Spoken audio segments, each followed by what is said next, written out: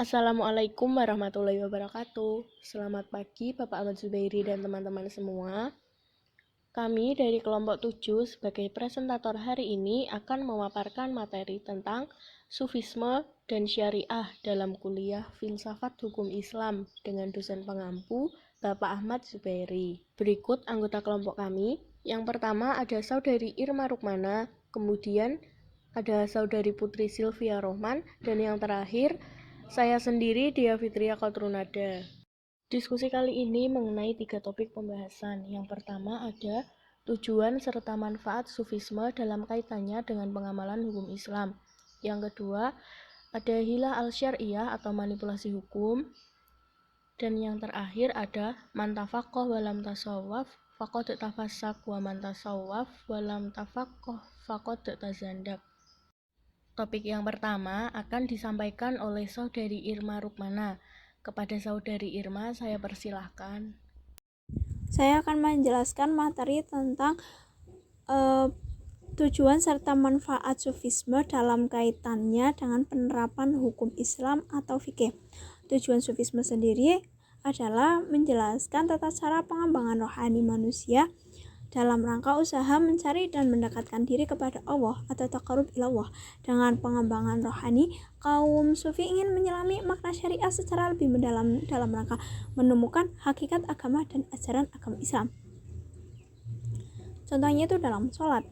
Dalam sholat itu tidak hanya dalam sekadar pengucapan sejumlah kata dalam gerakan tertentu, tetapi di dalamnya itu terkandung dialog spiritual antara manusia dengan Tuhannya.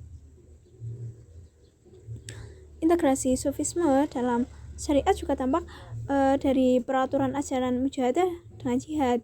Jihad itu bersifat fisik seperti berperang di medan pertempuran, memerangi kemaksiatan, serta perjuangan materi lainnya. Sementara mujahadah itu lebih menekankan visi rohani dalam menahan hawa nafsu, amarah, serta penyakit hati lainnya. Kedua bentuk perjuangan tersebut dalam Islam tidak dapat dibelah-belah antara satu dengan lainnya.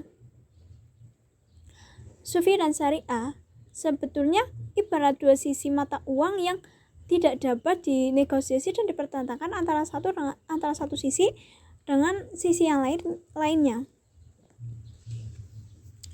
Perlu dipikirkan lagi ya, bagaimana jika syariah dijalankan tanpa sufisme?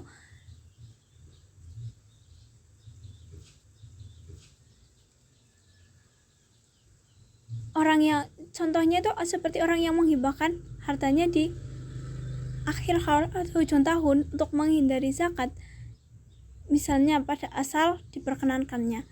Akan tetapi seseorang yang menolak zakat tanpa sebelum mengeluarkan hibah, hal itu terlarang. Hal ini terjadi karena adanya sikap pragmatis dan oportunis dari yang berkewajiban mengeluarkan zakat, namun ia berupaya menghindar dan membayar zakat dengan memilih melakukan hibah sebelum haul. Dalam pertimbangan syariah yang mempertimbangkan aspek lahiriah dalam persyaratan hukum, sikap tersebut memang diperkenankan karena cukup dianggap sah secara hukum. Namun terasa ironi jika dikaitkan dengan semangat sufisme yang mendorong untuk bersyukur dengan melaksanakan kewajiban zakat, ikhlas beramal sesuai dengan ketentuan syariat, menyadari rizki dan yang ia terima dari Allah, dan mewujudkan rasa kecintaan terhadap sesama. Disinilah muatan sufisme dalam syariah menemukan relevansinya. Beragama tidak cukup dengan menjalankan perintah dan menjauhi larangan saja, mengingat Islam adalah ajaran penyempurna akhlak pemeluknya. Tegas sekali dijelaskan bahwa kerasulan Nabi terutama untuk menyempurnakan akhlak. Sesungguhnya aku diutus untuk menyempurnakan akhlak yang mulia. Manfaat sufisme adalah sebagai pengandalian moral manusia. Keseluruhan konsep yang ditawarkan sufisme seperti zuhud akan dapat mengurangi kecenderungan pola hidup konsumerisme dan pragmatisme yang mendorong untuk melakukan rekayasa hukum. Sufisme dan syariah dalam skala luas adalah bentuk aturan normatif yang menjanjikan kedamaian dan ketentraman. sehingga di tengah kegalauan zaman sufisme dapat dijadikan sebagai kompensasi positif. Nah, tampak jelas bahwa beragama adalah akhlak baik kepada Allah, kepada manusia maupun kepada alam raya sekitarnya. Pemahaman ini hanya dapat terlaksana jika sufisme menjadi bagian tak terpisahkan dalam menjalankan syariah, baik berupa ketaatan menjalankan perintah, menjauhi larangannya, maupun melakukan pilihan secara arif bijaksana. Dari penjelasan di atas, secara umum tujuan dan manfaat sufisme itu dalam melaksanakan syariah adalah sebagai kekuatan moral dalam rangka peningkatan kualitas jiwa atau ihsan. Hal ini sekaligus penegasan bahwa beragama adalah akhlak, sebagai maksud utama diutusnya Rasul adalah untuk menyempurnakan akhlak hambanya.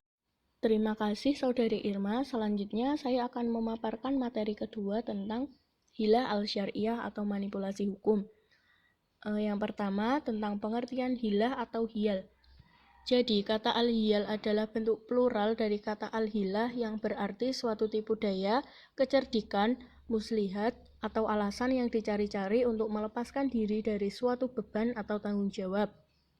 Nah, menurut Asyatibi, al-hilah adalah melakukan suatu amalan yang pada lahirnya diperbolehkan untuk membatalkan hukum syarak lainnya. Sekalipun pada dasarnya seseorang itu mengerjakan suatu pekerjaan yang dibolehkan, namun terkandung maksud pelaku untuk menghindarkan diri dari suatu kewajiban syarak yang lebih penting daripada amalan yang dilakukannya tersebut. Selanjutnya tentang bentuk-bentuk hiyal asyariyah. Di sini Ibnul Qayyim al-Jauziyah membagi hiyal asyariyah menjadi 4 bentuk. Bentuk yang pertama, hilah yang mengandung tujuan yang diharamkan dan cara yang digunakan juga cara yang haram. Kedua, hilah yang dilakukan dengan melaksanakan perbuatan yang dibolehkan, tetapi bertujuan untuk membatalkan hukum syarak lainnya. Bentuk yang ketiga, perbuatan yang dilakukan bukanlah perbuatan yang diharamkan, bahkan dianjurkan, tetapi bertujuan untuk sesuatu yang diharamkan. Kemudian bentuk keempat yang terakhir, yaitu hilah yang digunakan itu bertujuan untuk mendapatkan suatu hak atau untuk menolak kezaliman. Selanjutnya, materi akan disampaikan oleh Saudari Putri Sylvia Rohman. Kepada Saudari Putri, silahkan memaparkan materi tersebut. Man tafaqqa wa lam yatasawwaf faqad tafasaqqa wa man tasawwaf wa lam yatafaqqa faqad tazandaqqa wa man tafaqqa wa tasawwaf faqad tahaqqaqa. Artinya, barang siapa yang mendalami ilmu fikih atau hukum-hukum syariat tanpa belajar tasawuf atau adab sopan santun beragama, maka ia akan terjerumus dalam kefasikan. Barang siapa yang belajar tasawuf tanpa mendalami ilmu hukum-hukum syariat, maka ia akan terjerumus dalam kezindikan atau kekufuran. Barang siapa belajar ilmu hukum-hukum syariat dan sekaligus belajar ilmu tasawuf, maka sungguh ia akan mendapatkan ilmu hakikat, yaitu mengenal Allah dan mengamalkan seluruh syariatnya secara sempurna. Hal ini wajib dimiliki oleh setiap pribadi muslim. Kaidah di atas sangat layak dimengerti oleh umat Islam dewasa ini, karena di akhir zaman yang sudah semakin dekat kiamat, banyak terjadi lahirnya figur-figur manusia yang hanya bisa berbicara syariat, tapi menolak ilmu tasawuf atau adab sopan santun dalam beragama. Baik, sekian pembahasan dari kelompok kami. Terima kasih atas perhatian Bapak Ahmad Zubairi dan teman-teman. Semoga pemaparan materi kami pada hari ini dapat dipahami dengan mudah dan semoga bermanfaat. Apabila teman-teman ada pertanyaan, silahkan tulis di kolom komentar. Terima kasih, kami dari kelompok 7 pamit undur diri. Wassalamualaikum warahmatullahi wabarakatuh.